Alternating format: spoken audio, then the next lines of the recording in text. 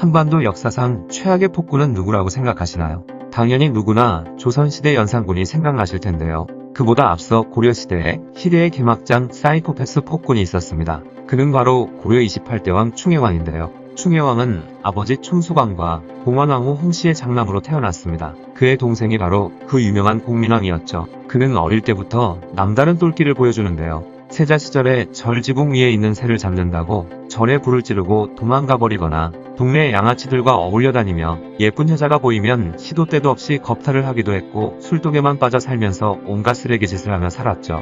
오죽하면 아버지인 충수광이 너는 어째 망나니 같은 행실만 하고 다니냐 라며 혼을 내기도 했습니다. 하지만 그의 망나니 행적은 그치지 않았죠. 그러던 어느 날 아버지인 충수광이 세상을 떠나자 그는 다음 왕이 되었는데요. 이때부터는 자신에게 뭐라 할 사람이 아무도 없다 보니 고삐 풀린 망아지 마냥 술과 여자 그리고 파티에만 온 정신을 쏟았습니다. 심지어 업무 시간에 내시들과 씨름판을 벌이기도 하고 사냥왕이라 불렸을 정도로 자주 사냥을 하기도 했는데요. 거의 매달 한 번에서 세 번씩은 사냥을 다녔을 정도였죠.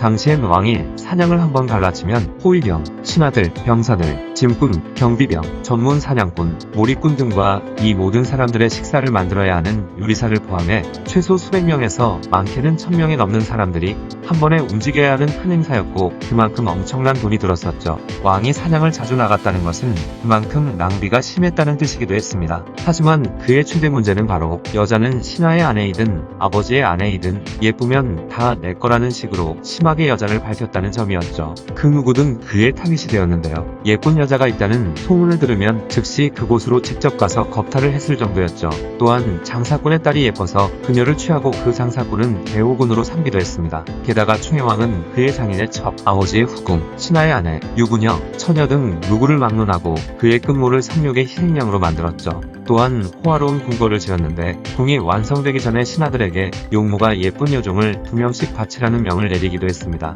그러던 어느 날 부여자가 선발되어 충혜왕 앞으로 끌려왔는데 그 둘이 눈물을 흘리자 분노한 그는 그 둘을 철퇴로 때려 죽이기까지 할 정도로 사악한 폭군이었죠. 충혜왕은 남의 부인이나 첩이 예쁘다는 소문이 있으면 신분의 귀천을 따지지 않고 모조리 후궁으로 들이다 보니 그 수가 100명이 넘었다고 합니다. 그만큼 그는 역대급 개막장 폭군이었는데요. 그런데 어느 날 충혜왕은 건드리지 말아야 할 여자를 건드리게 됩니다. 그 여인은 바로 아버지 충수광의 부인이자 자신의 새엄마였던 경화공주였죠. 그녀는 바로 원나라의 공주였는데요. 그는 어느 날 경화공주를 위해 잔치를 열었습니다. 충혜왕이 열어준 연회에서 잘 먹고 잘 놀았던 경화공주는 담례로 충혜왕을 초대해 잔치를 열게 되었죠. 문제는 여기서 벌어지는데요. 시간이 지나 연회가 끝나자 충혜왕은 취한 척하며 궁으로 돌아가지 않았던 것입니다. 그러다 충혜왕은 경화공주의 침실로 들어가 그녀를 겁탈하려고 했는데 경화공주가 맹렬히 저항을 하자 부하들을 시켜 그녀의 팔다리를 묶고 그녀를 겁탈해버린 것이었죠.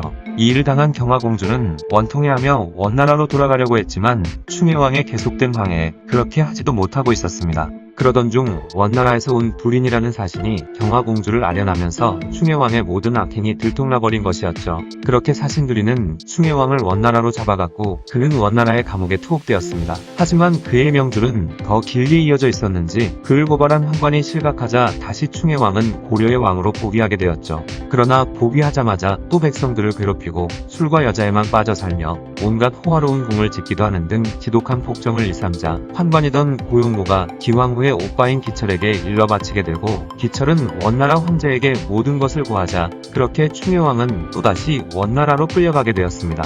아이러니한 점은 기철과 고용보 또한 역사의 길이 남을 간신배들이지만 그들이 충혜왕을 고발했을 정도면 충혜왕은 쓰레기 간신배들도 혀를 내두를 정도로 개막장이었다는 것이죠. 아무튼 그는 자신을 시종드는 사람 한 명 없이 자신의 짐을 직접 들고 먼 원나라까지 가게 되었습니다. 압송되는 도중에 옛 신하이던 고려의 관리에게 춥다며 이불을 좀 달라고 했는데 회유진 주제에 자기의 잘못도 모르고 뻔뻔스럽게 이불을 달라고 하냐며 자신의 신하이던 자에게도 욕을 먹는 굴욕을 당하기까지 하죠. 그렇게 천신만고 끝에 그는 원나라에 도착을 하게 되고 원나라 황제 해종은 충혜왕에게 그대의 죄는 너무 커서 그대의 피를 천하의 모든 개들에게 먹여도 부족하지만 짐은 살생하는 것을 좋아하지 않으니 귀양을 보내는 것으로 마무리하노라 라고 말했고 그렇게 충혜왕은 원나라의 대항현으로 귀향을 가는 도중 30세의 젊은 나이로 사망하고 말았죠. 그런데 그가 죽을 만큼 퇴약해지지는 않았었는데 급사를 한 것을 보면 원나라에 의해 독살당했다는 설도 있긴 합니다. 어쨌든 그가 세상을 떠났다는 소문이 고려에 닿게 되자 백성들은 기쁨에 겨워 만세를 불렀다고 하죠.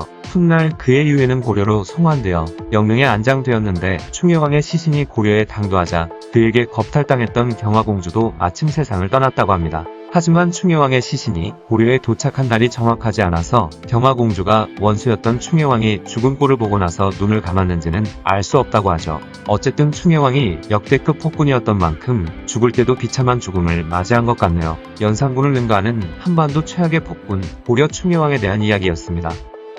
영상을 봐주셔서 감사합니다. 더 재미있고 유익한 영상으로 다시 찾아뵙겠습니다. 구독과 좋아요 꾹 눌러주시고 댓글도 부탁드려요.